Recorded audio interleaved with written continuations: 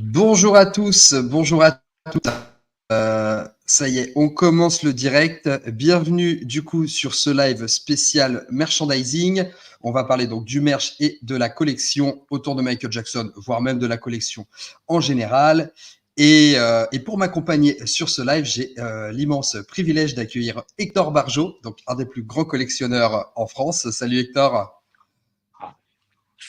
Salut à tous. Je suis hyper content d'être là ce soir. Ouais, moi aussi, je suis super content de faire ce live avec toi. Ça faisait un petit moment qu'on en discutait. Du coup, on va pouvoir lancer ça. On va attendre 2-3 minutes que les gens se connectent et puis on va commencer à parler un petit peu directement de la collection. L'idée étant un petit peu, c'est d'aborder les choses de manière assez différente de ce que vous avez eu l'habitude de voir, de vraiment parler un petit peu en profondeur de ce qu'est une collection, de comment on la démarre, de quelle manière on aborde une collection. Et surtout, le plus important, il n'y a pas de bon ou de mauvais collectionneurs, hein.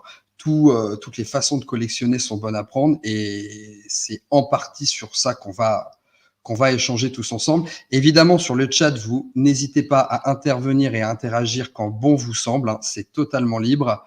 Et on essaiera un maximum de se poser pour répondre à toutes les questions que vous auriez. Voilà, on va attendre encore quelques secondes. Bon, sinon, toi, Hector, tu vas bien? Bah ouais, super bien, hein. Il fait beau, il fait chaud. C'est vendredi soir. Il y a plein de collectors. Il y a toujours des choses à trouver un peu partout. Tous les Pas, budgets t'as qu'on pas eu de veut. Donc problème, ouais. t'as pas Non, de non, bah problème de après, il y a punaise des de lit, problèmes toi, comme ça tout le va? monde. Ouais, les punaises de lit, pour l'instant, il n'y en a pas dans ma pièce Michael, donc c'est principal. Non, non, tout est bon, tout est bien, tout est bien. Et puis on a une passion infinie, donc c'est ça qui est cool. C'est jamais terminé. Exact, Donc ça, c'est bien. exactement. Exactement. Et puis moi, je suis toujours très, très content de faire ces lives mensuels autour de Michael Jackson. Allez, on va commencer tranquillement. Alors, déjà, là, forcément, la question un petit peu pour lancer ce débat. Toi, comment ça t'est venu la collection? Ah bah alors la collection, c'est vraiment quelque chose de très très tôt chez moi, hein. Je pense qu'il y a des gens qui ont des âmes de collectionneurs quand ils sont enfants. Moi, ça a commencé très tôt avec tout ce que je pouvais collectionner, quoi. C'est-à-dire les pierres précieuses. Après, j'ai fait les cartes de téléphone, les pins. J'ai un peu tout fait, quoi. Les cartes Panini. J'avais plein d'albums Panini. Donc c'est un peu la culture de la collection, tu vois. Donc bah, après, je sais qu'il y a beaucoup d'enfants qui collectionnent, mais déjà il y en a enfin, une partie. On va dire que c'est pas la majorité. Et effectivement, c'est comme ça que ça m'est venu, oui, bah, enfin, tout petit. Donc il y a pas vraiment d'explication, tu vois? Il fallait que j'ai tout, dès que je découvrais un nouveau truc, il fallait que je collectionne et que j'ai, tout sur tout, quoi, tu vois? Donc au début, les pierres précieuses, bon, c'était un peu limité parce que, bah, j'allais voir des petites boutiques, mes parents m'achetaient des petits bouts de cailloux, tu vois? Donc ça a duré, 1 an ou 2. Après, oui, j'ai fait aussi les timbres, comme un peu peut-être toi aussi ou enfin pas mal de gosses, on faisait les timbres. Donc je recevais plein de timbres de plein de pays, c'était hyper passionnant. Et là où il y a eu un virage, je pense, c'est pour les cartes de téléphone. Donc là, attention, exclusivité. Je vous ai retrouvé le classeur de mes cartes de téléphone de l'époque. Enfin, j'ai plusieurs Ah, classeurs, mais génial. ça c'est le. J'ai plusieurs classeurs, mais ça c'est le tout premier. Et c'est là qu'on voit le niveau de folie. C'est ça qui explique après la suite avec Michael et tout. Parce que du coup, à l'époque, on faisait le tour avec mes parents en vélo, tu vois. On faisait le tour des Mhm. cabines téléphoniques. Les gens laissaient les cartes de téléphone. Et donc, le but, c'était de trouver des cartes de téléphone, tu vois. Et donc, du coup, tu vois déjà le rangement un peu précis. Toi, des cartes de téléphone. Donc là, tu vois pas, mais il y a 50 unités. Alors là, c'est 50, 50, 50, 50. Donc ça, c'est un premier modèle. Mais après, tu as d'autres modèles. Et c'est là où tu vois le niveau de folie. C'est qu'à l'époque, je collectionnais tous les modèles. Donc en 50 unités et 120 unités à chaque fois. Avec Mhm. le type de puce différent. Il y avait des types de puces différents. Il y avait aussi des numéros à l'arrière qui étaient différents. Donc, tu vois, il y Alors, avait des puces. je, je fais juste une petite Vas-y. précision pour les plus jeunes. Les cartes de téléphone, à l'époque où les téléphones portables n'existaient pas, vous pouviez trouver dans les villes des cabines téléphoniques qui nous permettaient du coup de téléphoner en extérieur. Mais avant que les téléphones portables existent. Et donc, on pouvait téléphoner dans ces cabines grâce aux cartes de téléphone. Voilà, petite précision pour les plus jeunes. Ouais. Faire la queue pour téléphoner, enfin, c'était incroyable. Donc, tu vois, enfin, après, ça n'a rien à voir avec Michael, mais c'est un peu pareil. Tu vois, là, je sais pas si on voit bien, tu as des puces tout à fait normales dorées. Puis la page Mhm. d'après, tu as des puces, mais avec un encart blanc. Tu vois, il y a un encart blanc autour de la puce, par exemple, tu vois. Donc ça, c'est une puce Ouais. différente. Après, tu as les fonds bleus, fonds blancs, tu vois. Enfin, et je pense que c'est à ce moment-là que j'ai commencé à développer, tu vois, l'esprit un peu d'analyse des différences. Tu vois. Et c'est là que tu vois la folie, parce qu'après, bon, t'as des centaines de pages avec toujours les mêmes cartes de téléphone, le même modèle, mais toujours un petit truc qui change, tu vois. Donc Ouais, je je pense que comprends. c'est ça qui m'a donné le goût de chercher un peu, tu vois, de compléter, tu vois, d'aller au fond du délire. Donc c'était chose que Ouais, ça, je je te parle de comprends. ça. J'avais 6 7 ans, je faisais déjà ce truc-là, tu vois. Donc ça, c'est flippant, quoi. Mais c'est génial. Et puis en plus, tu vois, ce que je trouve chouette, au-delà de la collection, c'est que ça te permet de faire des choses avec tes parents. Tu vois, l'idée d'aller chercher ces cartes de téléphone et tout. Donc, il y a un vrai développement autour de ça. Mais du coup, ça m'amène à la prochaine question que je voulais te poser. Tu dirais que c'est la collection qui t'a amené à la passion Michael Jackson ou que c'est Michael Jackson qui t'a appuyé sur la passion collectionneur? Oui, en fait, ça s'est mêlé. En fait, c'est souvent ce que je dis, c'est que tu peux être très bien fan de Michael Jackson, pas collectionner, ou alors être collectionneur et être fan de n'importe qui d'autre. En fait, mes deux passions sont un peu mêlées, tu vois. Ce qui fait Mm. que bah, souvent, j'ai un peu ce débat quand il y a des fans qui disent oui, ce que tu collectionnes, c'est n'importe quoi. Tu vois, il n'y a pas de titre inédit sur certains pressages. Ou... Mais en fait, c'est deux choses différentes, la collection. Et moi, après, j'ai été fan de Michael. Le début, c'était, j'avais une dizaine d'années, quoi, 10 ans à peu près, tu vois, enfin bad. Et j'ai commencé à être fan progressivement. Et je savais pas qu'on pouvait collectionner en fait les disques. Par contre, tu vois, tu vois, c'est ça qui est Mm. marrant, c'est que j'avais l'âme d'un collectionneur, mais j'avais pas pensé à collectionner les disques ou qu'il y avait des produits dérivés sur les artistes. Tu vois, ça, c'était inconnu pour moi. Alors ça allait aussi avec mon âge, parce que tu vois, à l'époque, on n'avait pas trop dans les magasins de disques. Enfin, moi, je chantais pas des masses dans Paris pour voir ce qui se faisait, tu vois. Donc, et donc oui, effectivement, j'ai commencé à être fan à fond de Michael. Et puis après, bah forcément, comme tout le monde avec Black and White, avec le magazine Black and White, la chronique collector, c'est là que j'ai commencé à prendre connaissance de certains collectors. C'est Mm. ça qui a commencé à me donner envie de collectionner, tu vois. Mais c'est vrai qu'à cette période-là, j'ai commencé à collectionner Michael, mais je collectionnais aussi Star Wars, je collectionnais encore plein d'autres trucs en parallèle, tu vois.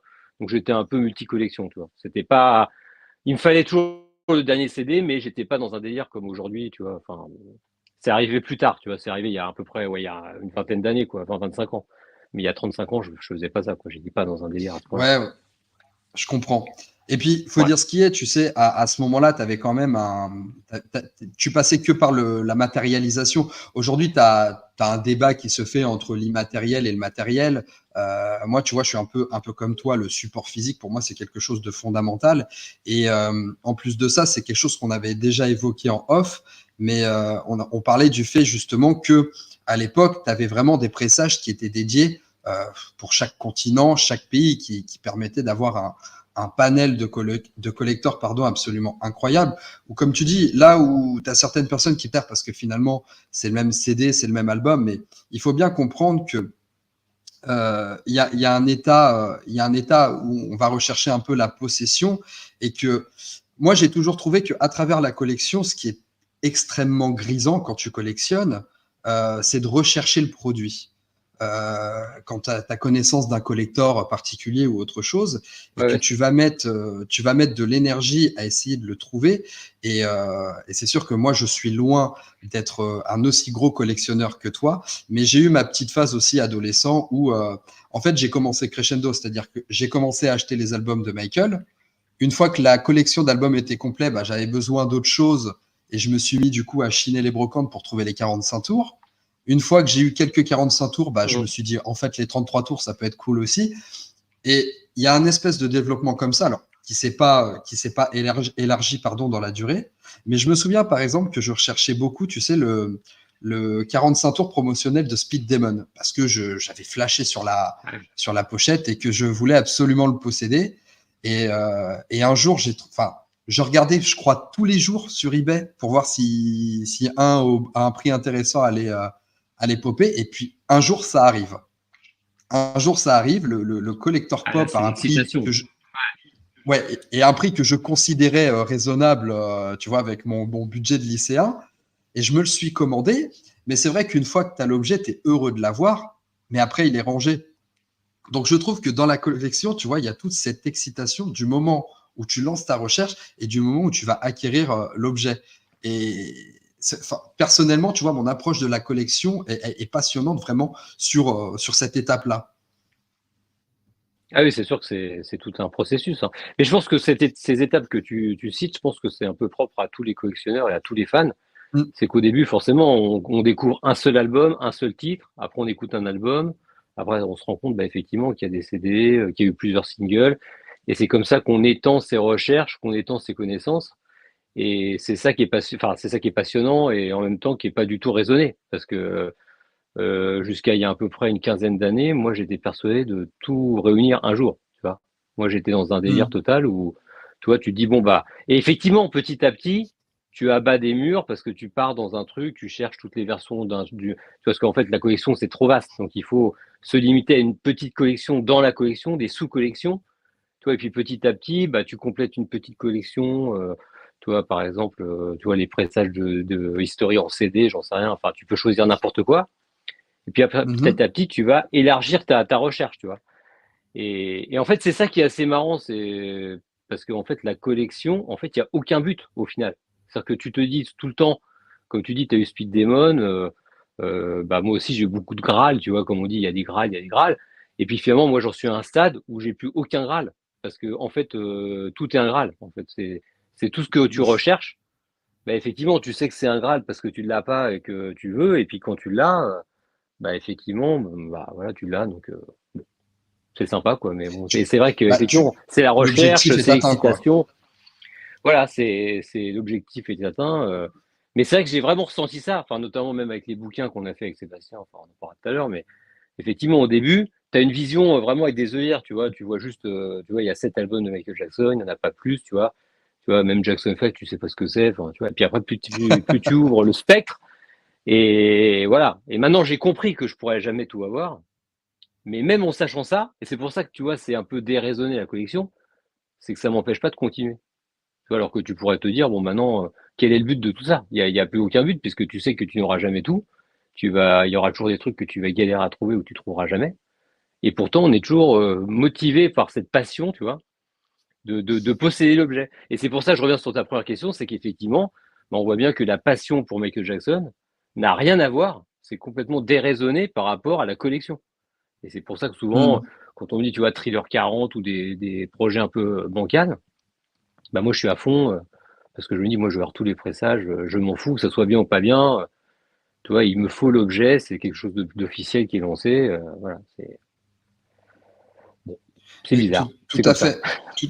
Bah, c'est pas bizarre, non, non, au contraire, parce que tu as soulevé quelque chose qui est hyper pertinent, c'est de quelle manière on vit sa passion pour Michael Jackson. Et effectivement, c'est très intéressant de dissocier la partie collection et la partie Michael Jackson, parce que tu as des passionnés de Michael Jackson qui vont devenir des artistes, qui vont vouloir chanter, alors soit de manière indépendante, soit en devenant des sosies pour des représentations ou des choses comme ça. Tu as des gens qui vont tout simplement se lancer dans la musique, donc jouer de la musique et composer, écrire, qui va découler de la passion de Michael Jackson, ou des choses qui vont vraiment aller, comme tu dis, avec nos affinités déjà faites avant même la passion de Michael Jackson. Et, euh, et c'est ça qui est intéressant et que tu as soulevé à juste titre, c'est de se dire, bah, moi j'étais collectionneur, j'ai toujours aimé la collection. Ensuite, la passion de Michael Jackson s'est développée à travers les années avec le magazine Black and White. Et effectivement, il y a cette découverte un petit peu des collectors qui t'a permis un petit peu de mélanger les deux.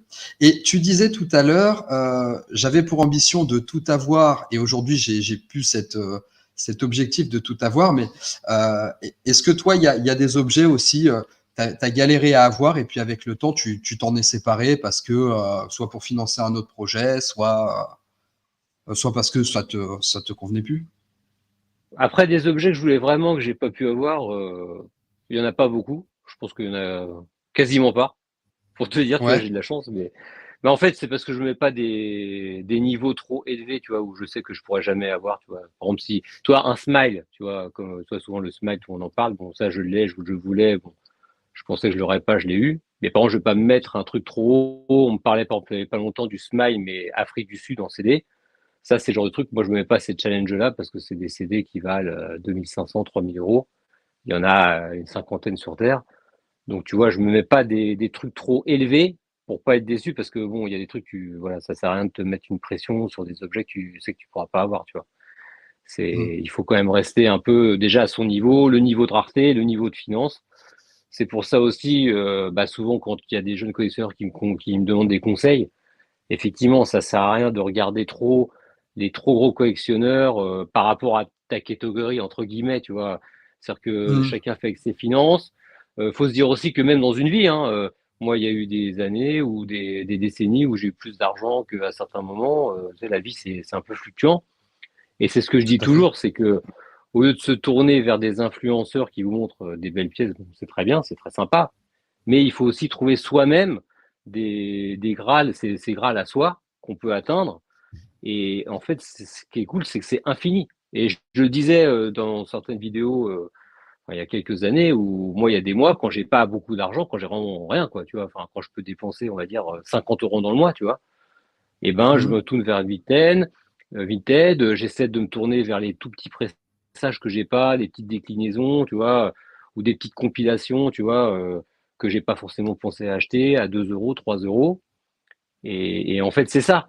La collection, c'est aussi arriver à se créer du plaisir en recherchant des pièces pas forcément méga rares, parce que sinon, bah, après, t'es frustré, quoi. Et de toute façon, c'est comme dans la vie, hein.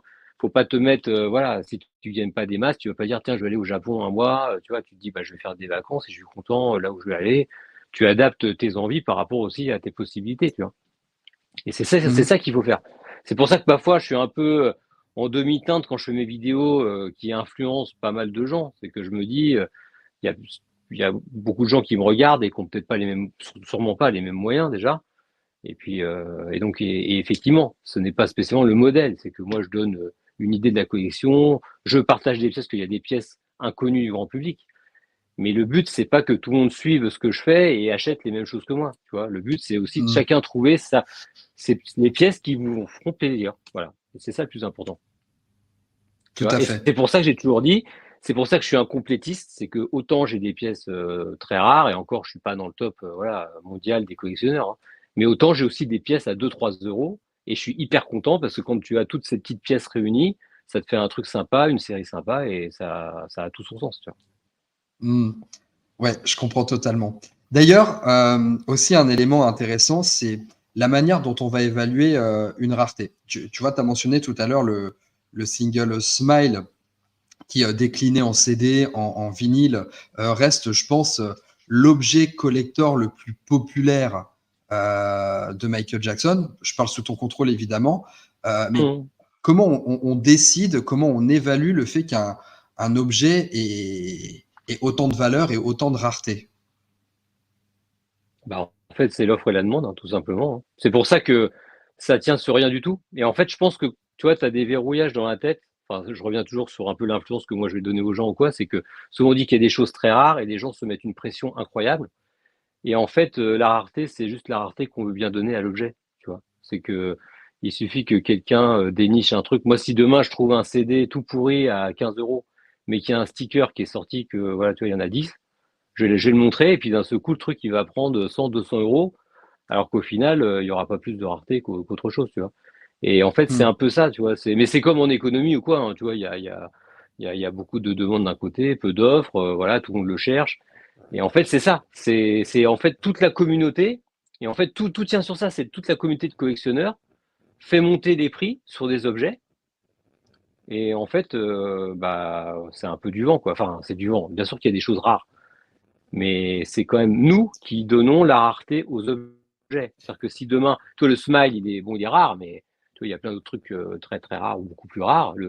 Toi, le signature série, c'est très rare. Mais si demain, Hmm. personne ne le cherche et personne n'en veut, bah, le truc, personne n'achètera, et il aura une cote qui va baisser à mort, tu vois. Et c'est ce qu'on voit Hmm. d'ailleurs avec pas mal d'ailleurs d'objets depuis 2009. Enfin, en 2009, ça a explosé les prix, forcément, tout le monde était à fond, tout le monde devait tout acheter. Et maintenant, on voit qu'il y a quand même la masse des objets rares mais moyens, tu vois, enfin des trucs, on va dire 5 sur 10 en moyenne, les prix chutent. Parce que maintenant, bah, tout le monde les a, ces objets-là, la masse les a, il n'y a plus de demande. Donc, du coup, bah, tu veux revendre une collection, il y a plein de pièces qui ont été divisées par 2, par 3 depuis 2009, tu vois. Donc, bon, après, voilà, tout ce que je te dis, j'enfonce un peu des portes ouvertes parce que les gros collectionneurs, ils savent de quoi je parle, tu vois. Mais c'est vrai que Hmm. c'est souvent intéressant de dire ça aux jeunes. C'est comme quand tu dis, moi, je collectionne rien, enfin, j'essaie de rien collectionner de pas officiel, j'essaie de collectionner que de l'officiel. Mais c'est pareil, Mhm. c'est encore un truc psychologique que tu as dans ta tête. Parce que pourquoi ne pas collectionner des choses pirates? Je veux dire, il y a même des gens qui collectionnent que des picture disques pirates. Ils sont très contents, c'est un bel objet, ils sont contents avec ça. Et toi, tu te mets un truc en plus, tu dis non, non, s'il n'y a pas le petit sigle, tu vois, estate, machin, tu vois, tu l'achètes pas. Alors qu'en fait, c'est bidon, tu vois. Donc tout ça, c'est très intellectualisé. Et je rappelle, Ouais, la collection, c'est juste pour se faire plaisir. Et voilà, il n'y a aucun sens à tout ça. Enfin, même si je suis à fond là-dedans et je suis hyper content, tu vois, mais non, mais je comprends ce que tu veux dire. En fait, quand tu dis qu'il n'y a pas de sens, il y a du sens. C'est juste que le sens qu'on y donne, en fait, est quelque chose de très irrationnel. C'est-à-dire que ça sert à rien d'essayer de le mesurer avec un dénominateur commun ou mettre une variable par rapport à ça. C'est très important de stipuler, tu vois, par exemple, tu dis, moi, je collectionne que de l'officiel. Il ne s'agit pas de dire, il faut collectionner l'officiel ou il faut pas collectionner que de l'officiel. Il s'agit juste de dire, c'est dans mon irrationalité, j'ai posé un cadre avec des limites et ma limite, c'est l'officiel. Et on parlait du coup de valorisation des produits et tu as soulevé quelque chose de très intéressant, c'est le fait que la rareté d'un objet n'a pas forcément une influence sur sa valeur financière. Et là où je trouve ça aussi très intéressant, et encore une fois dans toute cette irrationalité, c'est que la valeur financière va se faire en fait par l'affect qu'on va porter sur un objet qui, soit parce qu'on aura mis du temps peut-être à le trouver, ou soit comme tu dis, un objet que tu as trouvé un peu par hasard et que tu vas présenter parce que tu as envie d'échanger avec la communauté et que d'un coup tu lui as fait prendre de la valeur juste parce que tu as voulu en parler. Quoi. Et, euh, ouais, c'est ça. et, C'est mais cet aspect irrationnel, tu vois, moi je trouve justement que c'est ce qui fait toute la beauté euh, d'un objet rare. Quoi. C'est de te dire ouais. il y a Et puis c'est certaine. la passion. C'est-à-dire, en fait, c'est très humain. Et en fait, c'est ça aussi qui est Mm, cool dans cette ère. Maintenant, on est un peu dans le fake, tu vois, l'intelligence artificielle, tous ces trucs-là, tu vois. Et là, en fait, ça nous ramène à quelque chose de très humain, tu vois, complètement, justement, irrationnel. Et c'est ça qui est cool aussi, tu vois, d'apprendre. Tu vois, là, je vois une casquette derrière moi. Attends, je te chope juste une casquette, un truc de fou, je tu t'en vois. prie. Je suis peut-être un des seuls à collectionner ces trucs-là. Tu sais, toute la série MJ1, tu sais, moi je suis à fond dans MJ1, alors que tu vois, c'est un truc un peu à la con. J'ai posté cette casquette là, il y a pas très longtemps sur mon Instagram, tu vois. Bon, belle casquette, tu vois, elle est sympa, moi j'aime bien. Et ben j'ai appris que cette casquette se revend plus de 200 euros. Elle est très recherchée, tu vois. D'accord. Alors que moi, j'ai acheté, tu vois, ça vient de la boutique One, tu vois. J'essaie d'avoir tous les produits de chez One, tu vois, tout le merchandising. Et enfin, je dois être quasiment le seul au monde à faire ça, quoi. Je collectionne tous les trucs Mm. One, tu vois. Et ben mine de rien, il y a des gens comme moi qui commencent à penser bah, que cette casquette, tu vas l'épuiser. Il y en a eu très peu, et maintenant elle est devenue très rare. Alors que c'était une casquette, tu vois, bon, c'était assez cher, ça devait être 40 $, tu vois, c'était déjà pas mal pour une casquette, mais maintenant elle a Mm. pris beaucoup de valeur et la casquette, elle a 3 ans, tu vois. Comme quoi, tu vois, t'as pas besoin de collectionner des trucs du bas de tour pour avoir des collecteurs de ouf. Enfin, pour moi, ça, c'est un truc, tu vois, hyper cool, tu vois. Mais bon, Ouais. c'est moi. Bon, maintenant, je la montre, elle va peut-être devenir super cool pour tout le monde, tu vois, je sais pas, mais Bah, bah surtout attends, qu'elle a si tu une veux, je peux. forme, tu vois, je la mets, ça me fait une grosse tête, c'est complètement nul, tu vois. Mais bon, c'est sympa. Tu devrais essayer avec le t-shirt, voir si, si tu peux le faire côté aussi, tu sais. Ouais, ouais. Et d'ailleurs, tu parles d'MG1, ça m'amène à une question que je voulais te poser. Est-ce que tu portes le même affect pour le merchandising qui a été fait post-mortem de Michael Jackson? Bah, ça dépend en fait des. En fait, moi, je collectionne vraiment dans les séries. Donc le problème pour MJ1, c'est que j'ai vraiment commencé dès le début. Quand j'ai appris qu'il y avait un show, tu vois, à Las Vegas, j'ai des copains qui y sont allés en 2013, et j'aurais dit ramenez-moi tout ce qu'il y a, tu vois. Et j'ai fait cette erreur. Ce qui fait que pour MJ1, c'est un peu spécial parce que du coup, je suis un peu dans un truc infernal où dès qu'il y a des nouveaux Hmm. trucs qui sortent, je suis obligé de tout avoir. Tu vois, j'arrive pas à m'arrêter. Tu vois. Donc ça, c'est vraiment pour la pure collection. Après, l'affect, après, ouais, c'est vraiment au coup par coup, quoi. Tu vois, c'est comme par exemple la box This Is It, là, qui était limitée là, avec des LED et tout. Ça, je l'ai pas acheté parce que je trouvais pas ça vraiment pertinent. Moi, j'ai pas du tout adhéré. Donc, c'est un bel objet. Toi, comme quoi, j'ai un Mhm. petit peu de morale encore, tu vois. C'est que c'est un très bel objet. Ok, au niveau collection, c'est très beau, mais j'aimais pas du tout l'idée, donc j'ai pas acheté. Tu vois. C'est comme là, tout Mhm. le merch qu'il y a sur le site officiel. Ça m'arrive de temps en temps de prendre des trucs, mais c'est vraiment hyper rare, quoi. C'est, toi, une casquette History 25, de ce genre de petits trucs, mais vraiment limité. Je rentre pas dans le délire de tous les t-shirts, de tout. Parce qu'après, là, tu sens vraiment, pour le coup, je suis d'accord que c'est un peu vraiment pour faire de l'argent. Ils sortent des collectors à tir larigot. Il y a plein de trucs qui sont même pas produits et qui vendent avant d'être produits, et puis après, ils voient s'ils les produisent ou pas. Enfin, là, c'est vraiment n'importe quoi. Et puis après, tu peux pas suivre non plus, hein. Moi, je peux pas non plus acheter des t-shirts à 60 euros tous les jours. Oui, bien Mais sûr. après, c'est au coup par coup, toi. Toi, il y a un autre truc que j'avais posté, tiens, qui est juste là, là, oh là, qui est juste là. Le truc tout pourri. Il y a beaucoup de gens qui m'ont dit c'est tout pourri, mais il y a des gens qui trouvaient Oui. ça génial. Le fameux, euh, le fameux Saphir, ouais, Saphir, je cherchais, Mhm. pour les 65 ans de Michael. Et ben Oui, ça, c'est un truc, je l'ai vu. à mon, J'ai vu ta voilà, vidéo. bah à mon avis, alors ça, c'est un peu pourri, tu vois. Enfin, quand tu vois le truc, c'est sympa, c'est beau, tu vois. Bon, c'était assez cher, c'était 130 dollars, je crois. Bon. Mais il y en a eu 130, tu vois. Donc, Mhm. je me dis, un truc comme ça, dans 15 ans, ça peut être recherché. Parce qu'il faut toujours aussi savoir un truc que je dis souvent, c'est que les produits normaux d'aujourd'hui sont les collecteurs de demain. Tu vois, on est toujours dans Tout à ce fait. cercle, tu vois, un peu Tout à vicieux. fait. Tu Mhm. vois, il y a des gens, il y a plein de fans, ils sont arrivés avec This Is It, nous on s'en foutait à l'époque, et puis maintenant il y a plein de trucs This Is It qui sont hyper recherchés. Et moi je me On dis parle qu'un même pas des objet places de comme ça, concert. voilà. Non, mais c'est vrai, alors qu'à l'époque, on disait les places de concert, c'est tout pourri, qu'est-ce qu'on va faire de. Enfin, tu vois, moi, je disais, bon, enfin, j'ai pris billet collector comme pas mal de gens, mais je disais, c'est quoi cette arnaque, tu vois. Et maintenant, je suis hyper content de les avoir, tu vois. Ouais. Mais tu Donc, vois, moi, pas forcément sur Michael, mais principalement sur le cinéma. Moi, je suis un gros collectionneur de steelbook. Donc, pour ceux qui me suivent sur la chaîne et qui ont vu un peu ma pièce, tu vois, moi, c'est pareil. J'ai tendance à m'acheter le steelbook pour moi et un steelbook que je garde soit pour revendre une fois qu'il aura coté. Bon, des fois, tu te plantes. Hein. Des fois, tu fais pas du tout une bonne affaire parce que le truc cote pas du tout, parce que finalement, il y a une sortie en France 2 ans après et, et ça te flingue le truc. Et, et pour revenir au niveau des projets posthumes, moi, c'est vrai que depuis le décès de Michael, bon, en ayant un degré de collectionneur beaucoup moins élevé que le tien, évidemment, moi, je suis vraiment concentré, tu sais, sur les projets musicaux, éventuellement projets vidéo, documentaires, éventuelles sorties live ou même le coffret Vision qui proposait du coup le clip posthume de One More Chance. Euh, j'avais porté énormément d'intérêt dessus.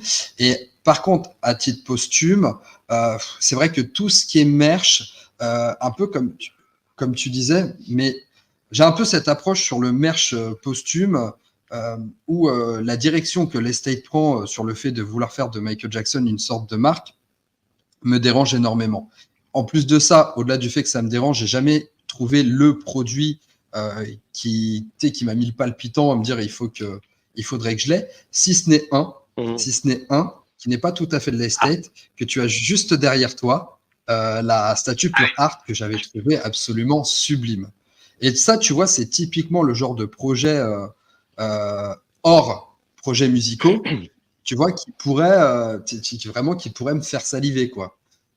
Bah, c'est surtout Donc, que c'est le genre de produit qu'on n'a jamais eu de son vivant et qu'on aurait vraiment aimé avoir de son vivant. Donc, c'est vrai que ça, c'est le genre de produit hyper quali. Puis il y a la statue aussi Dangerous Tour là, qui va sortir, qui a l'air hyper ouais, tout bien à fait, aussi. que tu avais Ça, c'est présenté. des Et trucs. même, tu vois, la statue historique que tu as dans ta collection, là, du vivant de Michael, mais c'est un truc qui aurait cartonné Ah si. bah ça c'est sûr. D'ailleurs je fais le tour. La statue comme ça je la montre en même temps. C'est vrai que la Super. statue, c'est vrai Voilà, qu'effectivement ouais, elle est magnifique. c'est un truc qu'on aurait pu avoir, qui serait facile à commercialiser en plus que beaucoup plus simple à faire qu'une poupée, tu vois avec des détails. Hein. Parce qu'une fois que le moule est Bah, fait, là, t'as pas de couleur, t'as juste voilà, un peu de c'est brillance à très simple. ajouter, Tiens, mais on change un peu de décor. Ah oui. Donc ça c'est un truc je comprends pas pourquoi ils font pas, tu vois, très très simple. Et on l'achèterait, on serait tous à l'acheter. Hein. C'est il y a des donc chances. ça, c'est vrai que bon, après on pourrait parler longtemps aussi d'Estelle qui fait des choix un peu limites au niveau du merch, tu vois. Mais tout ça pour revenir sur le merch, tu vois, ça prouve bien que c'est complètement pas lié à Michael. Et et j'irais même plus loin que ça, parce que souvent les gens disent oui, mais après 2009, Michael, il n'a pas donné son accord, blablabla. Mais attends, Michael, il n'a pas donné son accord sur tout ce qui est sorti, hein. Ça aussi, c'est une idée reçue, hein. Il validait Il, certains trucs, il y a certains trucs, mais il n'avait pas la main sur tout. ouais, Donc déjà, même du il vivant de faut aller Michael, il y a plus des trucs loin. qu'on achetait, tu vois. Il faut aller plus loin. Mm. Je vais prendre un exemple tout bête, même si c'est pas le sujet du live. Tu prends l'album Blood on the Dance Floor, Michael voulait pas le sortir. En tout cas, pas en l'état, Mhm. pas de la façon dont il est Ouais, sorti. ouais, ouais, Donc ouais. effectivement, il faut vraiment savoir nuancer entre ce que Michael voulait vraiment sortir, ce que Michael ne voulait pas sortir. Euh, Moi, je pense qu'un objet, quand il existe, il a le mérite d'exister. Après, la décision nous appartient totalement de savoir ce qu'on en fait. Est-ce qu'on le boycotte? Est-ce qu'on l'achète? Est-ce qu'on le, voilà, est-ce qu'on en fait la pub ou pas? Est-ce qu'on l'achète en cachette, tu sais, et qu'on dit à personne qu'on l'a fait? Ouais. Mais effectivement, il faut pas oublier que Michael était un homme, alors à part entière certes, et qui a laissé un héritage absolument incroyable avec sûrement des décisions marketing très bonnes, mais il y a eu aussi des choses qui ont été loupées. Tu vois, on n'a jamais eu de concert en DVD, si ce n'est le Dangerous Tour du vivant de Michael, Mhm. alors qu'il y en avait beaucoup. Je vais donner un exemple tout bête. Le Triumph Tour est sorti en CD, il est jamais sorti en cassette ou en vidéo. Donc voilà, tout ça pour vous Ouais. dire que des choses que Michael n'a pas validées de son vivant, mais qui auraient sûrement pris une direction marketing et va au-delà du marketing, même du grand public, qui aurait sûrement été génial. Donc je pense effectivement que le premier filtre à avoir pour retourner un petit peu dans le cadre de la collection, c'est est-ce que vous, ça vous fait plaisir d'acquérir cet objet, est-ce qu'il vous plaît, et puis c'est tout. Je pense vraiment que c'est le seul filtre. Et d'ailleurs, je voulais aussi te demander comment on fait, toi justement qui ne collectionne que de l'officiel, est-ce qu'il y a des trucs justement pour savoir et être sûr si c'est officiel? Ah oui, voilà. Ouais, il y a plein de trucs, hein. Là, on pourrait en parler des heures aussi, quoi. Bah, après, savoir si c'est officiel, déjà, bah, il faut des logos qu'on connaît bien, faire bah, des recoupements avec, bah, tu sais comme moi, les logos par exemple, Epic, Sony ont évolué selon le temps. Donc parfois, bah, il y a des logos qui n'ont rien à faire sur certains pressages parce qu'ils sont pas, voilà, et ça correspond pas à la date, tu vois, du pressage ou quoi. Donc il y a des recoupements à faire. Et puis après, il y a des sites, hein. Il y a des sites internet, tu peux les voir sur MJJ Collector, si tu connais sûrement, où il y a pas mal d'objets référencés. Il y a aussi nos bouquins, hein. C'est peut-être le moment de le montrer vite fait, je ne sais pas, par les fameux bouquins qu'on Tu avait peux parler faits. de tes bouquins, ouais. Où on a essayé, alors pareil, peut-être qu'il y a un fake ou deux hein, dedans, hein. Je pense pas, mais il y aura toujours quelqu'un qui nous dira qu'il y a peut-être des fakes, hein. Donc en fait, l'idée, comme tu le sais, donc pour ceux qui ne connaîtraient pas encore, c'était de référencer tout ce qui existait sur Michael Jackson, tu vois.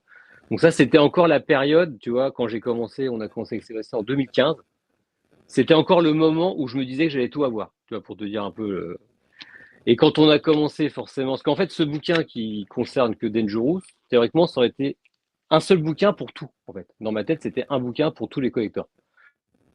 Et puis quand on a vu la somme de travail que ça représentait, on a fait plusieurs volumes pour plusieurs personnages parce que c'était compliqué. Donc le but, c'est de regrouper, bah, tu connais, enfin tu avais déjà vu, mais bon, je remonte pour ceux qui ne connaissent pas, Mm. tout le merchandising, tous les CD, tout ce que tu veux qui est sorti sur une période donnée sur Michael Jackson. Donc là, C'est tu vrai que as... pour quelqu'un Voilà, qui veut donc du t'as des... référencement sur la collection, c'est vraiment l'ouvrage parfait. Donc, tu as fait, je Ah, crois, tu as Thriller qui est en deux volumes, le dernier qui est sorti, ouais, ouais, volume sur il y a deux... Dangerous, History et Invincible, si je dis pas de bêtises. Ouais. Et il y a Bad aussi, il y a Bad aussi. Il y a On a Bad, fait Bad. il y a Bad, pardon. Et voilà. Et il manque Off the Wall. Pour l'instant, c'est toujours en travail, on travaille dessus. Donc voilà, donc tout ça pour te dire, tu vois, donc là, tu n'as que de l'officiel, enfin, les trois quarts des trucs sont officiels, même 99% sont officiels. Et donc c'est à ce moment-là, comme je disais, que je me suis rendu compte que j'aurais pas tout. Parce qu'il y a beaucoup de trucs, ça vient Mm. de ma collection, et puis il y a plein de trucs, ça vient pas du tout de ma collection. C'est là que j'ai réalisé, bah, en fait, comme je dis souvent, voilà, je sais même plus où j'en suis dans le compte, parce que ici, j'ai un peu plus de 5000 objets maintenant. Et dans mes listings, je suis à peu plus de 23 000 objets, si tu veux tout avoir, tu vois, de ce qui est connu, enfin, de ce qui est dans mes listes. Mm. Parce qu'après, forcément, il y a aussi des objets qui ne sont pas dans les listes encore, parce qu'il y a des objets qu'on découvre tout le temps. Donc voilà. Donc ça, c'est vrai que c'est bien. Après, c'est pas le livre parfait, mais ça a le mérite d'exister. Je me dis peut-être que dans 10, 15 ans, 20 ans, il y a peut-être des jeunes fans qui reprendront ce bouquin et qui feront une version beaucoup plus grosse avec des ajouts, tu vois, parce que ça fait une bonne base pour aller encore plus loin dans le délire, Hmm. comme le Sequin and Shade à son époque, dans les années 80. Ils avaient fait un super boulot aussi, où ils avaient fait juste les disques, tu vois, avec juste les labels. Donc nous, on a repris cette idée, mais en version big, tu vois. Et je me dis, voilà, c'est évolutif, mais tu vois, voilà, ceux qui veulent collectionner, tu vois, Dangerous, 700 pages de collector, donc il y a du boulot. Si vous voulez vous lancer, pas de problème, tu vois, c'est. Donc voilà, Donc donc là, tout ça pour dire que voilà, donc en tout cas les trucs officiels c'est ça, les bouquins, MJG Collectors c'est pas mal, enfin tout le monde connaît, c'est un truc assez connu où voilà ils disent si c'est officiel ou pas. Et puis après vous m'envoyez des messages, il y a certains, enfin moi ou d'autres influenceurs vous diront voilà gentiment quand vous avez un doute. Voilà, j'ai fait pas mal aussi de vidéos là-dessus. Il y a surtout des picture disques qui sont pirates. Donc les picture disques, il y en a des très beaux, mais moi j'avais fait des vidéos en trois parties, je crois, avec tous les picture disques, par exemple, sur tous les officiels. Bon, vous regardez les 3 vidéos et vous saurez tout de suite, voilà, par alors, exemple. un qui tournait beaucoup, j'avais vu des vidéos dessus, mais c'est vrai que de toi à moi, je pense que j'aurais les deux dans les mains. Je ne sais pas si j'arriverai à faire la différence. Tu sais, c'est l'édition pirate du 33 tours de Blood on the Dance Floor. Ouais, ouais, ouais. Même sur les vidéos comparatives, j'arrivais pas à voir la différence. J'ai vu Pitou avait fait une vidéo là-dessus. Ouais. C'était au moment où on avait Mm. découvert ce truc. C'était un peu, bah, j'avais découvert ce truc en même temps à peu près. Bah, c'est assez simple, hein. Enfin, il y a des chiffres un peu allongés sur le code barre par rapport à la vraie version. Les chiffres sont beaucoup plus arrondis, donc c'est ça qu'il faut regarder en priorité. Et puis souvent le prix, hein, quand même, le prix va t'indiquer si c'est faux. Hein. Souvent quand tu as un disque rare, un Blood, s'il est à moins de 100 euros, 80 euros, c'est que vraiment là, il y a un problème, parce que c'est un truc qui cote un peu. Mm. Donc soit la personne sait pas du tout ce qu'elle vend, mais c'est rare. Parce que tu vois, typiquement aussi, en fait c'est pour ça il faut faire toujours des recoupements. C'est comme pour une signature, tu vois, un autographe. Tu fais un recoupement. Les gens qui ont acheté Blood on a Dance Floor en LP en 97, c'est pas monsieur et madame tout le monde. C'est forcément des fans. Enfin, il y a très peu de gens Mm. normaux qui ont acheté cet album, tu vois. Donc, souvent, les vendeurs, ils savent ce qu'ils vendent. Voilà, voilà, quoi. Mais c'est vrai qu'on pourrait faire des Ok. vidéos sur tous ces trucs-là. Mais bon, il y en a tellement, tu vois, des différences, des Oui, trucs. mais c'est vrai que ça permet, en tout cas, ça permet de montrer aux jeunes collectionneurs qui n'auraient pas encore ce recul d'être vigilants. Alors, il y a Jérém Bah, sur c'est le comme chat les qui pop. me demande. Ouais, ouais, c'est comme les pop où Ouais, on avait fait une vidéo il y a 3 semaines, un mois sur les pop, les fausses pop et les vraies oui, pop. C'est tout vrai que à c'est fait, infime, sur tu les vois. fausses pop, exactement. Tu les as pas toutes les deux côte à côte, tu vois pas la différence. Donc, ouais. Alors, excuse-moi, il y Alors, avait une question? Je t'en prie, il y a Jérém qui te demande ta période préférée d'MJ et surtout pourquoi. Ah bah, c'est compliqué. Moi, j'ai trop de périodes de. Bah, en fait, moi, je dirais Dangerous parce que c'est vraiment le moment où j'ai commencé à vraiment à collectionner, à être à fond, tu vois. Et donc, ça serait plus pour la musique et les supports, tu vois, parce que j'ai vraiment vécu à fond cette promotion. C'était la période où j'étais ado. Donc, tu vois, pour moi, avoir juste un CD japonais maxi de Jam, tu vois, pour moi, c'était incroyable. Tu vois, d'ailleurs, à l'époque, je crois que j'en avais acheté que un parce que la Fnac, c'était déjà 200 ou 250 francs le CD, tu vois. Et D'accord. après, c'est History parce que History, alors, c'est pas du tout pour la musique. Moi, souvent, il y a plein de gens qui adorent History. Moi, j'adore pas du tout History, l'album. Enfin, j'aime bien, tu vois, mais c'est pas mon préféré. Mais par contre, c'est pour toute la période bah, où on a suivi Michael en concert, aux hôtels. Donc là, c'était toute une période incroyable. Voilà, pas pour les collectors, mais pour toutes les histoires incroyables qu'on a vécues en France avec Michael, quoi. Ouais, c'était fou. C'était, ouais. Ah, c'est une période que j'ai pas connue, j'avais 5 ans, la période History. Ouais. Mais en tout cas, je l'ai pas connue en tant que fan. Mais je me souviens, tu sais, des posters géants de la statue de Michael Jackson. Et je pense que c'est là que je commençais à comprendre ce que ça représentait. Tu vois, sans être encore tombé je dirais dans la marmite quand j'étais petit. Mais parce que moi,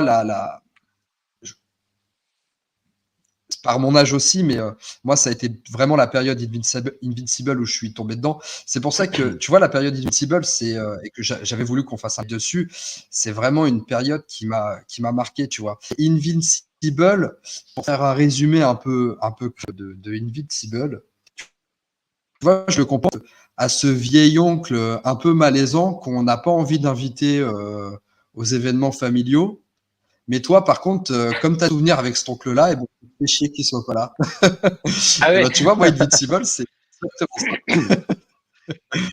ça. Et moi, j'avais justement l'aspect collector entre guillemets, a commencé sur Invincible parce que Invincible avait sa déclinaison en 5 pochettes. Et moi, je me souviens que j'avais acheté le blanc et que tout le monde me trouvait ça effarant que j'ai envie d'avoir les 4 autres couleurs en me disant, mais c'est le même CD dedans, ça ne sert à rien. Alors que je sais pas, il y avait un truc qui a donné cette envie de posséder les 5. Et 2 ans après, avec Number One, où tu avais cette déclinaison aussi en 4 pochettes, Ah ouais. euh, tu vois, regarde. Je Ah les ai ouais. mis là, mais Non, mais c'est cool en plus. Ouais, c'est vrai que c'est cool.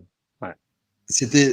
tu vois, là où toi, tu parles de ta période Dangerous, moi, la période Invincible, c'était cette période. Bon, après, quand j'ai découvert Michael un peu plus en profondeur, pour la première fois, c'était grâce au DVD History 2 où j'étais à fond sur le clip de Thriller, et puis après, j'ai découvert qu'il y avait d'autres clips encore plus extraordinaires que Thriller.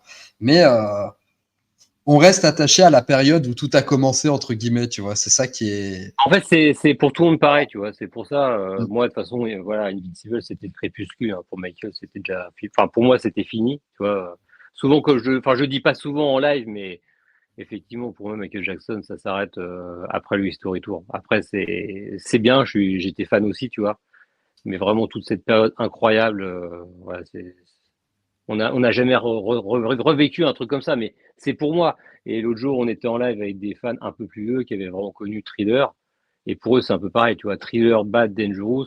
Tu vois, après History, pour eux, c'est anecdotique, tu vois. Enfin, ils sont à fou, ils aiment bien, mais tu vois, Hmm. ça n'a rien à voir, tu vois. Et bon, Oui, donc oui, après, chacun, pareil, en fait, c'est toujours pareil, c'est très personnel, tu vois, que ce soit être fan bien ou être sûr. collectionneur. C'est une approche hyper perso. Et c'est pour ça, c'est ce que je te disais en off tout à l'heure, c'est que souvent, on est dans une communauté où on a des gens un peu des influenceurs ou des gens un peu plus en avant, et on essaie de s'identifier à ces personnes-là. Alors qu'en fait, c'est une erreur, parce que chacun a sa propre personnalité et son ressenti. Et du coup, tu vois, enfin bon, bref. Faut que chacun, justement, suive un peu sa propre passion à sa propre façon, tu vois. Et quand je vois le jeune Malo qui est fan depuis This Is It ou même après, bon, bah voilà, lui, il a d'autres centres d'intérêt au niveau de Michael, tu vois, que nous, on va pas avoir. Bon, bah, voilà, Hmm. c'est hyper cool aussi, quoi. Oui, tout à fait, Et parce que la puis, façon de découvrir est pas la même. Tu vois, moi je suis vraiment tombé fan de Michael quand j'ai découvert le clip de Thriller. Et je me souviens qu'à l'époque, bah, tu sais, j'avais pas d'ordinateur, j'avais pas tout ça. Donc en fait, tu sais, moi je mettais MCM dans le Mmh, désespoir qu'ils diffusent le clip pour pouvoir le revoir. Et c'est quand ma mère a eu la bonne idée de m'acheter le DVD History 2. Mais tu vois, je me dis, j'aurais évolué dans une période où il y avait YouTube, où il y aurait eu une accessibilité, j'avais juste à ouvrir mon ordinateur pour regarder le clip de Thriller. Et bah, je me suis toujours posé la question, est-ce que ça aurait développé tout cet engouement que j'ai eu toute bah ma oui. vie, quoi. Et Pas la même excitation. C'est pas, enfin pour moi, parce qu'après nous on voit pas la même chose que maintenant avec oui, effectivement YouTube ou même quand tu vois les nouvelles stars avec leur Instagram et tout, quand tu es fan d'une star, tu as l'impression d'être hyper plus proche d'elle parce que tu as un contact qui se fait et que nous tout était hyper pas secret mais hyper enfin c'était inaccessible, tu vois. Michael tout à Jackson pour fait. nous c'était quelqu'un, tu pouvais pas l'appeler au téléphone, tu pouvais pas l'avoir en texto, tu pouvais pas enfin chose que maintenant tu peux faire assez facilement. Enfin, bon, voilà, enfin, les stars, ils ont des millions d'abonnés, mais tu vois, c'est beaucoup plus simple, tu vois, de rencontrer, voilà, de rencontrer les stars ou de se mettre en contact en faisant des stories, des choses comme ça. Et c'est vrai que, ouais, t'aurais pas du tout la même approche. Moi, je suis sûr que, mais moi, j'aurais pas été fan à ce point-là, je pense, hein, tu vois, s'il y avait pas eu tout le Mm. mystère autour de Michael, tu vois, cette pochette, la Dangerous, tu vois, cet album qu'on découvrait comme ça, c'était un imaginaire que tu développais, tu vois, que si j'avais écouté Dangerous sur Spotify, ça se trouve, j'aurais jamais acheté, j'aurais dit, ouais, bon, c'est sympa, mais bon, tu vois, c'est pas du tout le même Oui, contexte. l'affinité, et on en revient sur l'irrationnel, ne serait forcément pas développé de la même manière. Et il y a un point aussi intéressant, et on va revenir tout de suite sur la collection. C'est que tu disais, pour certains, Michael, ça s'est un peu arrêté sur la période historique, ce qui s'est passé après, c'est un peu moins. Et paradoxalement, tu vois, il y a Stéphane qui nous dit, perso, j'ai commencé avec ABC. Tu as beaucoup de gens aussi qui disent, ça commence avec Off the Wall et qui gomment un petit peu l'avant les Jackson 5 et les Jackson. Alors, autant, tu vois, moi, les Jackson 5, j'aime bien, mais c'est vrai que j'ai une affinité moins forte que sur la partie épique. Par contre, tu vois, les albums des Jackson, j'y suis énormément attaché. C'est des albums que j'écoute encore. Et tu vois, je les aime tellement que j'ai même préparé des vidéos sur chaque album. Donc, il y a la vidéo de Destiny qui va sortir dans 15 jours et la vidéo de Triumph qui va sortir dans 3 semaines. Mais tu vois, moi, ça commence vraiment en 76 avec l'album The Jackson, quoi, que Ouais. j'affectionne beaucoup. Et ça me tenait à cœur de les avoir en bon état en 33 tours, ces albums. En plus, j'ai toujours trouvé les covers absolument sublimes. Ouais, c'est cool, c'est cool, c'est cool, c'est cool. Mais ça, c'est cool de faire ce travail, de revenir en arrière par rapport à notre génération. Mais tu vois, ce qui serait Mm. intéressant, ce serait de trouver un fan, américain certainement, qui aurait été fan, tu vois, qui aurait 70 ans aujourd'hui, tu vois, et qui aurait été vraiment fan des Jackson 5 au tout début, tu vois. Et qui aurait suivi Michael comme ça jusqu'au bout. Et cette personne-là Ouais, aurait peut-être encore un autre discours, tu vois. Peut-être qu'il dirait Jackson 5 c'était génial, après c'était pas top, tu vois. Enfin, ou il dirait peut-être bon après Thriller c'est fini, tu vois, parce que du coup il aurait vécu des choses totalement différentes. Non mais c'est vrai, tu vois, parce que oui, c'est compliqué de il se y aura mettre un dans la regard peau différent, c'est clair. toi, de quelqu'un. Bon, ça serait forcément, à mon avis, aux États-Unis, parce qu'en Europe c'était beaucoup moins connu. Les Jackson 5 en 70, en France c'était pas hyper répandu, tu vois. Mais je pense que ce serait pas mal, quoi, tu vois, si on arrivait à trouver quelqu'un qui pourrait nous raconter un peu son histoire. Et qui aurait peut-être même suivi les Jackson 5 aux hôtels et tout, tu vois. C'est... J'avoue que ce serait génial de retrouver un fan de la première heure, quoi. Ce serait Ouais, formidable qu'il ouais. puisse nous raconter ce genre d'anecdote. Ah, c'est clair. Et peut-être qu'il. Ah ouais, c'est clair. Alors, Et je il y vois a qu'il y a une question là. Jérém, ouais, ouais, ouais. Jérém qui nous a posé une question. Hector, as-tu été enthousiaste des concerts d'ici Z? Et pour Ah toi, ouais. et ensuite on n'a pas la suite, avais-tu un pressentiment? Si. Avais-tu un pressentiment? Ouais, alors moi j'étais hyper à fond sur This Is It. Déjà pour un truc perso, c'est que je voulais absolument emmener ma mère au concert. Parce que j'avais toujours dit que j'emmènerais ma mère voir Michael Jackson. J'ai emmené ma mère voir tout le monde, tu vois, Red Hot Chili Peppers, Lady Gaga, tout ce que tu veux, tu vois. Et je dis, il manquait plus que ça. Donc ça, rien que pour ça, j'étais hyper à fond. Après, je pressentais tout et rien en même temps, parce que depuis le History Tour, pour avoir fait quelques dates du History Tour, on était déjà dans cette angoisse d'avoir des concerts annulés. Tu t'arrivais au concert, tu ne sais jamais vraiment s'il y avoir un concert ou pas. Donc ça, c'est pas un truc qui datait de This Is It, hein. Même pour ceux qui ont fait la fin du Dangerous Tour, je pense que voilà, ils ont eu leur lot aussi de petits problèmes au niveau des concerts. Donc ça, moi, je me posais pas trop la question, quoi. Enfin après, comme tout le monde, hein, This Is It, la conférence de presse, bon, on voyait qu'il y avait un truc qui n'était pas hyper net.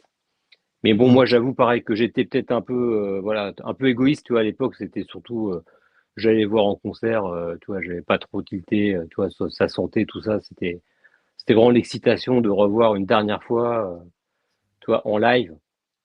Donc, mais j'avais deux dates, j'avais réservé 2 dates avec les hôtels et tout. Donc, et puis j'étais parti pour faire peut-être même plus de dates parce que vu que là c'était à côté. Et puis j'étais enfin, voilà, des concerts quand j'étais vraiment adulte avec un salaire, pour en parler l'autre jour aussi. Mon History Tour, j'étais encore, enfin voilà, j'avais 17 ans, donc History Tour, j'ai fait plein de dates, mais c'était un peu le système D. Et là, c'était Hmm. enfin un concert que j'allais voir avec, voilà, un peu plus de moyens. Donc c'était cool, quoi. Je comprends. Moi, Voilà. Decisive, tu Ouais. vois, c'était l'opportunité, entre guillemets, de voir Michael en concert, tu vois. Parce que jusque-là, je te dis, moi, fan arrivé en 2001, j'étais passé forcément à côté des concerts de Michael. Et tu vois, c'était l'opportunité de réaliser un rêve, de le voir sur scène. Euh, vous l'avez compris, ça s'est pas réalisé. mais moi, This Is It, tu vois, l'annonce des concerts, j'étais un peu comme toi. On passe de 10 dates, après à 50 dates. Il y avait une espèce d'engouement, mais la grande question de savoir est-ce qu'il allait pouvoir les assumer, ces concerts. Hum. Tu vois, sans vraiment rentrer dans le côté est-ce que Michael vit ses derniers instants ou pas. Moi, j'étais vraiment plus sur le côté est-ce qu'il va réussir à faire les performances qu'il a envie de faire, être à la hauteur, parce qu'il bon, il avait quand même 50 ans. On gardait une expérience assez particulière des concerts au Madison Square Garden en 2001. Ouais. Et forcément, il y avait des questions qui allaient plus dans ce sens-là, mais en tout cas, je comprends totalement les interrogations. Et du coup, tu as dit que tu voulais emmener ta maman de manière plus perso. Et ça, c'est des questions aussi que je voulais m'autoriser à te poser au niveau de ta collection, toi. Est-ce que ça a eu des impacts particuliers dans ta vie privée, que ce soit familiale Bah moi, ça. Bon après, mes parents n'ont jamais vraiment trop poussé sur la collection. Tu vois, D'ailleurs, je crois que de mémoire, ils m'ont quasiment jamais rien acheté sur Michael Jackson. Tu vois. Ils me payaient certainement au black and white avec mon argent de poche, mais ça s'arrêtait là. Donc, mes parents m'ont jamais Mm. poussé là-dedans. Tu vois. Bon après, ils se sont fait une raison. Tu vois, au bout d'un moment, tu vois, ils ont toujours dit bon, ça va s'arrêter, ça va s'arrêter. Bon là, maintenant, ils voient que ça s'arrête pas. Après, effectivement, dans la vie de couple ou la vie de famille, bon, moi, j'ai toujours essayé de mettre une limite entre la vie de famille et justement la collection et même la passion. C'est-à-dire que tout le monde a des passions, c'est normal, hein, quelles qu'elles soient. Et puis, bon, bah, de manière générale, il faut pas que ça déborde. De toute façon, c'est à toi de gérer un peu le truc pour que ta famille soit pas impactée. Donc après, j'aurai un peu une réponse bateau, hein, même quand tu es dans un couple. Hein, forcément, si la femme que tu rencontres est totalement contre, je pense que c'est pas une personne qui est faite pour toi parce que faut quand même qu'elle accepte tes passions. Mais après, il faut aussi contrebalancer entre la collection et puis la réalité. Tu vois, moi, dans ma maison, Mm. j'ai que la pochette de Dangerous. J'ai fait un très grand agrandissement, 1,20 m au carré, tu vois. J'ai ça au mur, mais ça fait un peu office d'œuvre d'art, tu vois. Il y a des gens, ils viennent à la maison, ils savent pas trop ce que c'est, tu vois. Voilà, ils captent pas. Mais il y a rien du tout de Michael Jackson dans ma maison. Tu vois. Donc, ce qui fait Mm. que même mes enfants, tout ça, bon, de temps en temps, ils viennent ici, ils regardent, ils sont contents. Mais ça ne devient pas la normalité, tu vois. C'est quelque chose qu'il y a ici, c'est comme ça. Et ça s'arrête là, tu vois. Une fois que j'ai éteint la caméra, la YouTube et tout, je remonte dans ma maison et puis j'ai ma vie tout à fait normale. Et je pense que c'est ça aussi, il faut faire attention à ça. Parfois, bah, Mm. ça a tendance à prendre un peu des grosses proportions. Alors effectivement, je te dis ça, c'est un peu aussi, pas hypocrite, mais forcément, quand tu viens à un niveau de collection ultime, forcément, ça te prend quand même plus de temps. Forcément, tu y penses souvent. Tu vois, bah, il faut pas se voiler la face, c'est sûr. Tu vois. Mais après, effectivement, faut pas perdre de vue les vraies priorités, quoi. Tu vois, ta vie de famille, ton boulot, tes enfants, enfin, les choses qui te font vivre, tu vois, parce que c'est juste une passion. Une passion, c'est juste là pour t'évader. Faut pas que ça soit un style de vie, quoi, tu vois. Et Ouais, souvent tout à aussi, fait. je le dis souvent aux gens qui viennent ici, parce que souvent ils sont surpris de voir quelqu'un de normal, on va dire, et puis une maison normale. Parce qu'effectivement, ce que vous voyez sur YouTube, voilà, moi je suis dans ma cave, je suis bien, je suis content dans mes collectors, mais c'est 1% de ma vie, quoi. Enfin, ou 2%, quoi, tu vois. Mais tu vois, c'est pas le plus important. Oui, tu t'endors pas dans ta cave et tu te réveilles pas dans ta cave le matin, quoi. Ça serait grave, quoi, tu vois. Sauf quand je me gueule avec ma femme, tu vois, je dors là, tu vois. Mais on est sur de l'occasionnel. Mais tu vois, ça c'est, moi je trouve ça bien parce que il y a évidemment ce qu'on dit, la théorie de pouvoir séparer un petit peu les deux, et c'est vrai que c'est génial quand on peut le faire.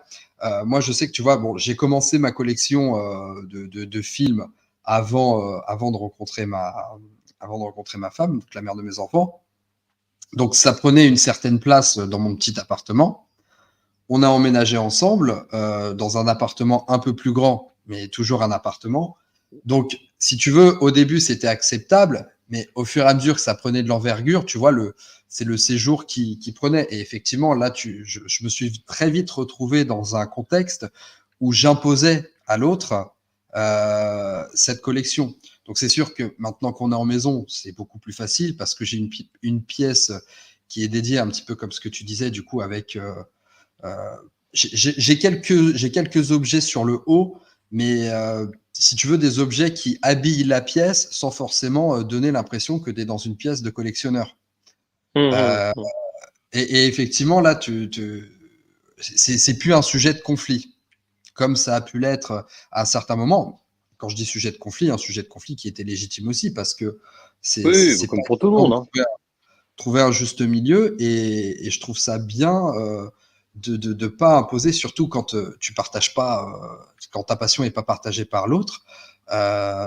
C'est important effectivement de pas déborder. Donc c'est vrai que Mm. quand on a la possibilité d'avoir un endroit dédié, que ce soit à son domicile ou même en dehors de son domicile, toujours une fois dans la mesure du possible, c'est vrai que c'est bien de pouvoir dissocier les deux. Et c'est bien aussi de préciser que nous, on le voit à travers YouTube, mais c'est pas représentatif, comme tu disais, de toute ta vie privée. Alors, il y a Jérém qui a posé deux questions. Donc, Greg, pourquoi MJ? C'est une très bonne question que je me pose depuis plus de 20 ans. Encore une fois, c'est très irrationnel. Il y a eu un coup de cœur avec Thriller et en tout cas, ça m'a mis le pied à l'étrier. C'est parti comme ça. Et je sais pas, il y avait peut-être aussi, il y a peut-être un côté rebelle aussi dans la passion parce que moi, je me souviens que j'avais quoi? J'avais 11 ans, 12 ans quand j'ai commencé et tout le monde, absolument tout le monde me disait: «Oh ça te passera, ça te passera, ça te passera». Et je sais pas, j'avais, un peu la sensation, je pense de manière très inconsciente, tu sais, ce besoin de prouver que non, non, c'est plus que ça.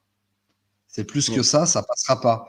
Et bon, moi déjà, je suis fan de cinéma depuis l'âge de 3 ans et c'est vrai que, bah, ce qui m'a fait tomber dans Michael, c'est d'abord les clips. C'est d'abord les clips vidéo, c'est le visuel et c'est pour ça que j'ai consacré cette rubrique, histoire de clips, quand j'ai commencé ma chaîne YouTube.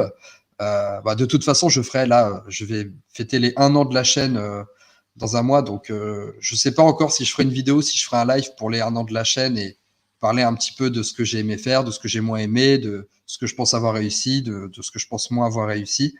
Mais pourquoi MJ, il n'y a pas vraiment d'explication. La seule chose que je peux te dire, Jérém, c'est que je suis super heureux que MJ soit une de mes passions parce que ça m'a amené une philosophie de vie, une ouverture d'esprit qui m'a fait d'abord admirer l'artiste et ensuite admirer l'homme. Et voilà. Voilà ce que je peux te dire. Et ensuite, Jérém avait une question pour toi, Hector. Ton prochain C'est beau, c'est collector. beau. C'est beau ce que tu as dit, c'est beau. J'ai failli pleurer. Tu sais, oh, j'ai pas de sentiments, moi, tu vois. Alors, mon prochain collector. Oh oui, j'ai un prochain collector, mais je peux pas le dire, je peux pas le dire, je peux pas le dire. J'ai chopé un truc incroyable, là. Franchement, je suis hyper content. C'est très rare. Voilà, vous aimez très rare, tout. Qu'est-ce que je peux vous dire? Je peux vous dire que ça fait du bruit. Voilà, c'est un truc un peu hi-fi, tout ça, tu vois. Un peu dans la lignée des haut-parleurs en cadre, voilà, tu vois. Un peu ce genre-là, mais en plus rare. Voilà, on va voir s'il trouve. Voilà. Mais je posterai Alors sur là, Instagram. Et j'ai trouvé ça, j'ai eu vraiment beaucoup, beaucoup de chance que là, je pensais pas. Ça, c'est un des trucs que je pensais pas trouver. Et donc, du coup, c'était pas du tout sur ma liste de recherche. Et puis voilà, j'ai eu une super occasion. d'accord. Donc Donc, petite voilà. info Et puis teasing sinon, pour ton voilà, prochain voilà. collector. Voilà. C'est période Super. history un peu comme ça, tu vois. Voilà. Bon, là, j'en ai déjà trop dit. De toute façon, si tu veux après. Mais après, Bah, et sinon, franchement, voilà, je vois voilà. pas pour l'instant. Je vois pas pour Ah bon. l'instant, mais du coup, tu mets l'eau à la bouche. Alors, Mais sinon, une les autre question prochains pour toi, collectors, c'est Hector. surtout des petits trucs pas chers aussi, comme je dis souvent. Là, c'est 2023, c'est plus compliqué. Donc, je vais sur Vinted aussi. Je cherche les petites différences, les petites différences de logo, tout ça. Donc, ça aussi, parce que je prépare deux, trois vidéos là-dessus aussi comme ça s'adressera aussi aux jeunes collectionneurs qui ont moins d'argent, des collections complètes sur des variations de stickers, sur des trucs comme ça, des choses très, très simples à trouver. Et ça, c'est vraiment cool. Oui, alors C'est autre sûr. question, excuse-moi. Ouais. Ouais. Non, mais je t'en prie. Donc, Jérém, qui te demande, est-ce que tu ne te sens pas prisonnier de ta collection?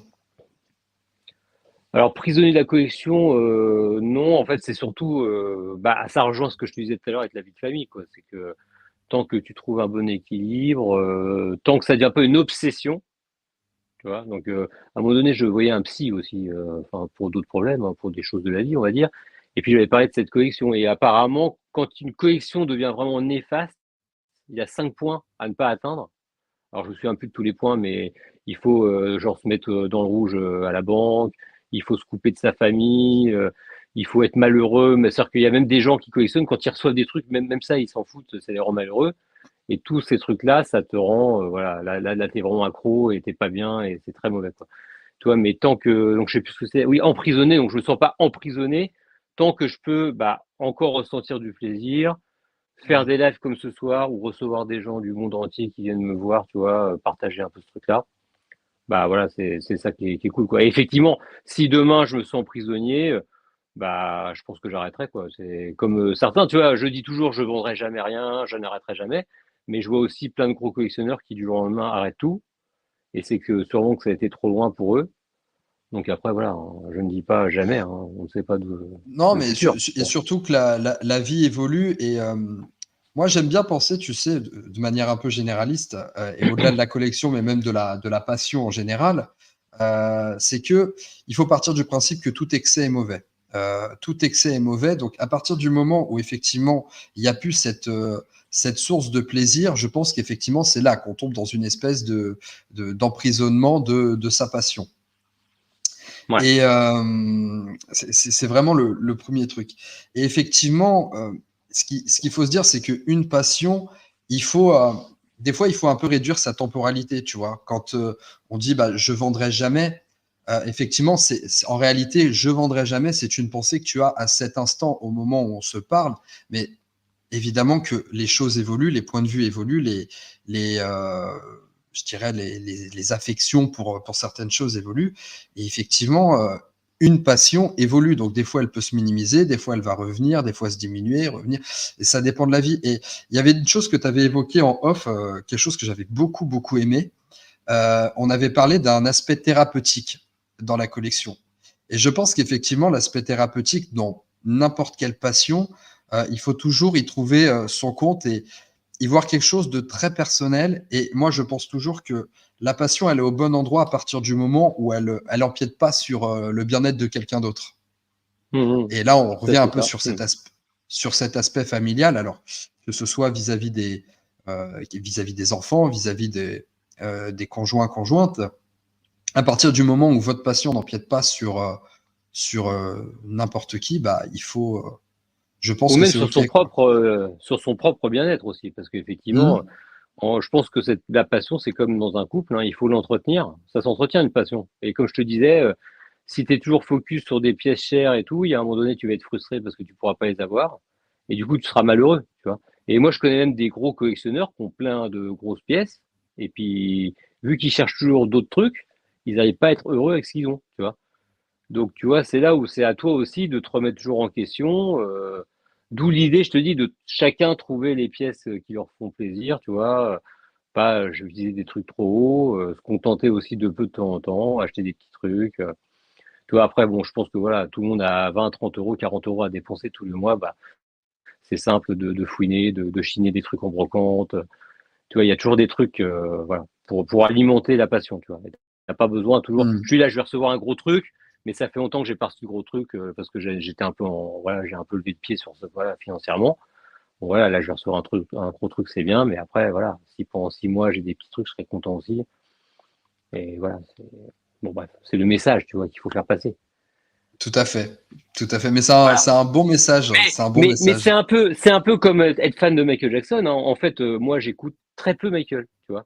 J'ai des phases où j'écoute en boucle des albums, et après, pendant 6 mois, je peux arrêter d'écouter Michael Jackson, tu vois. Parce Mmh. que à un moment donné, tu fais une overdose. Moi, je pense que c'est comme, de toute façon, c'est comme pour tout, tu vois. T'écoutes en boucle, puis à un moment donné, moi, j'ai peur ouais, de plus aimer, tu vois. Donc, je me dis, Ouais.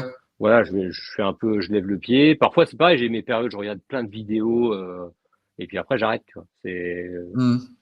Parce qu'il faut faire, enfin, moi, je fonctionne comme ça, en tout cas, voilà, tu fais des Ouais. petites pauses.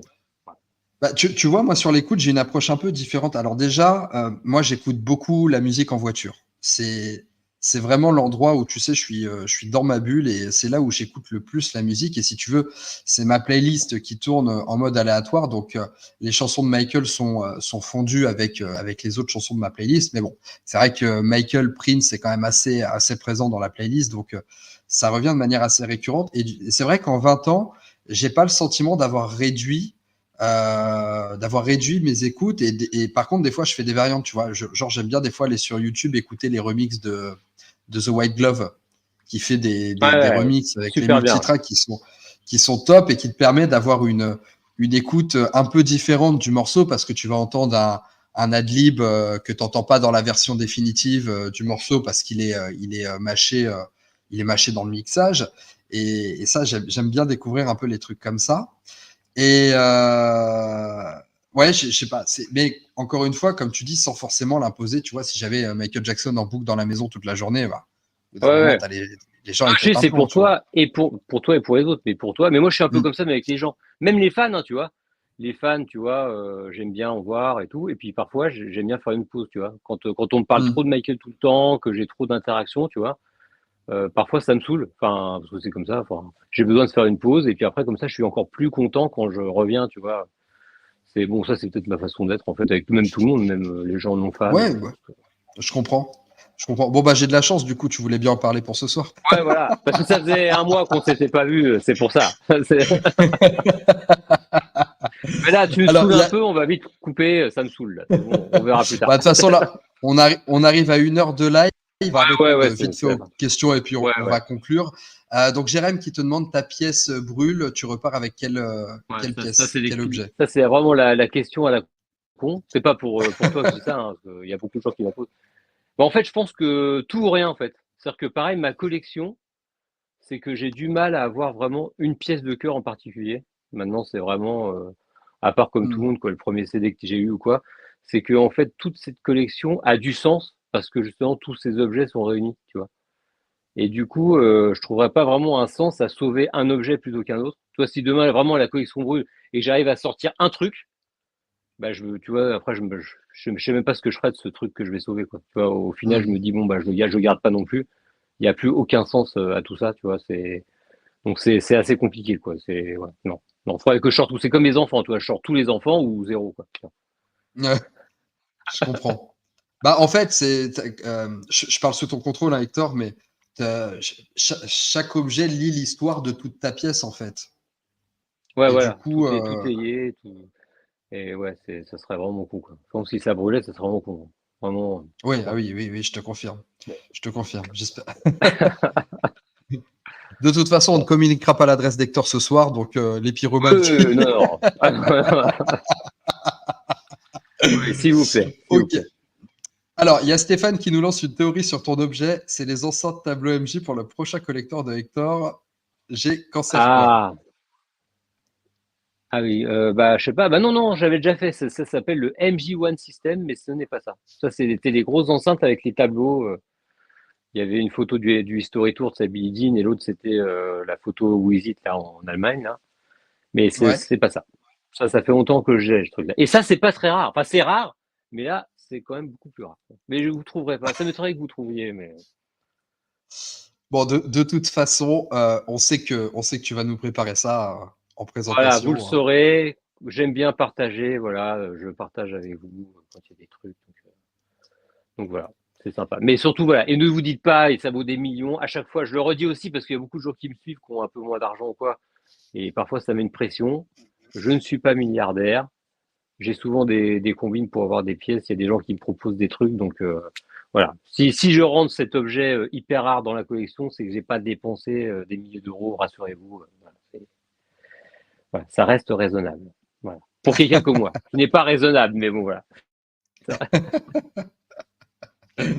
Ben, écoute, ce sera le Voilà, mot de la fin. Quelqu'un de raisonnable comme moi qui n'est pas raisonnable. voilà, Ben, voilà, voilà, écoute, voilà. Je vais vous refaire juste un petit tour de la pièce principale en même temps que je parle. Voilà, voilà. Tu vois, c'est pour quelqu'un de raisonnable comme moi. Hein, tu vois, je suis très raisonnable. Tu vois, c'est incroyable.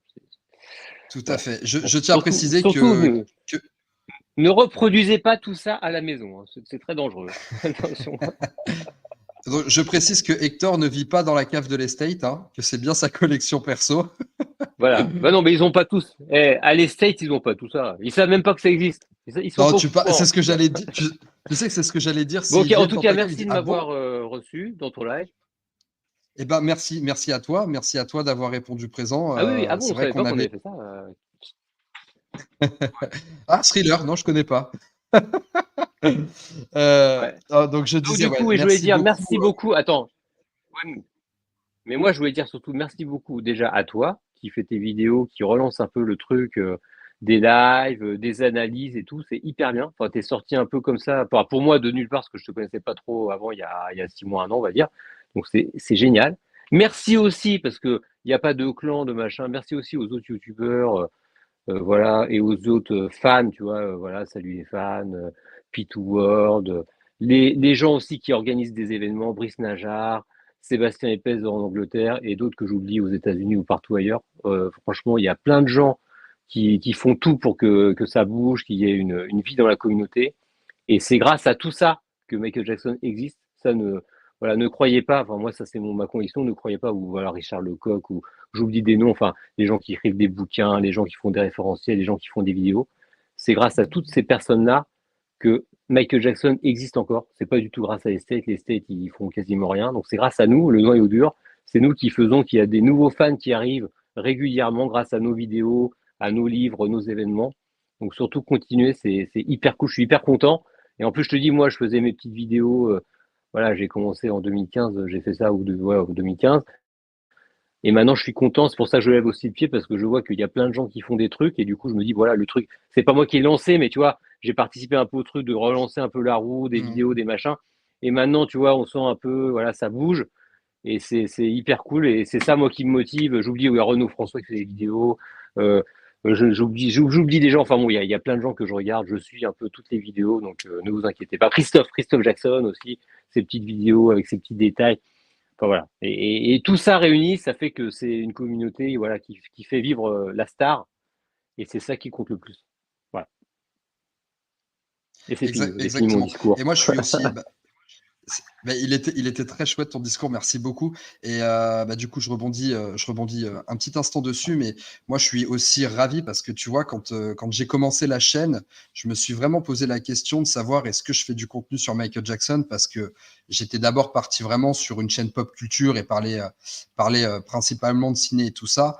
Et puis, j'ai juste écouté mes envies. Je me suis dit, genre, en vrai, j'ai envie de parler de Michael, je vais parler de Michael. Et du coup, je regrette pas de l'avoir fait parce que c'est les vidéos qui marchent le mieux, c'est les lives qui marchent le mieux. Et bon, bah, ça, c'est grâce à vous tous. Et moi, je suis plus qu'heureux d'avoir fait ça parce que ça m'a ouvert la porte justement pour communiquer avec des gens comme toi, des gens comme Richard Lecoq, des gens comme Brice Najar, Yann qui faisait les lives in the closet, discuter Et Yann avec aussi, voilà. David, salut les fans.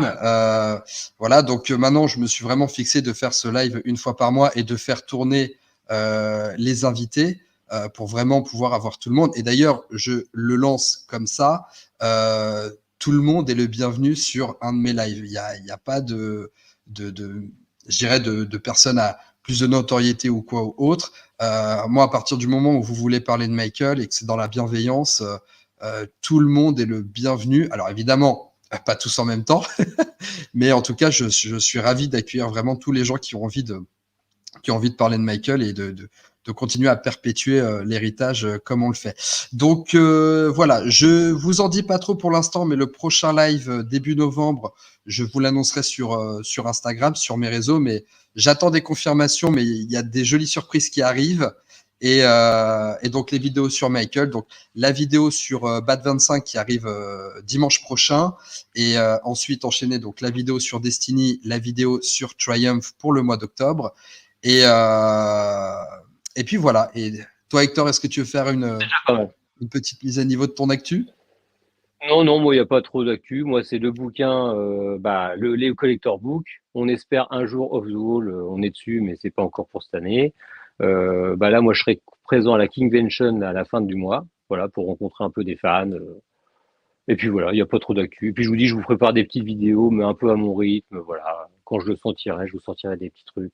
Vous inquiétez pas. Et puis n'hésitez pas à m'envoyer des messages. Mais comme déjà les gens le font, hein, si c'est faux, vrai, authentifier des trucs, des prix. Enfin, voilà, je réponds à tous les messages. Voilà, voilà. Super. Eh ben merci Hector pour ce, Bon, pour ce merci à moment toi. passé avec toi. Merci le chat et puis je vous dis à très bientôt. Des bisous. Salut!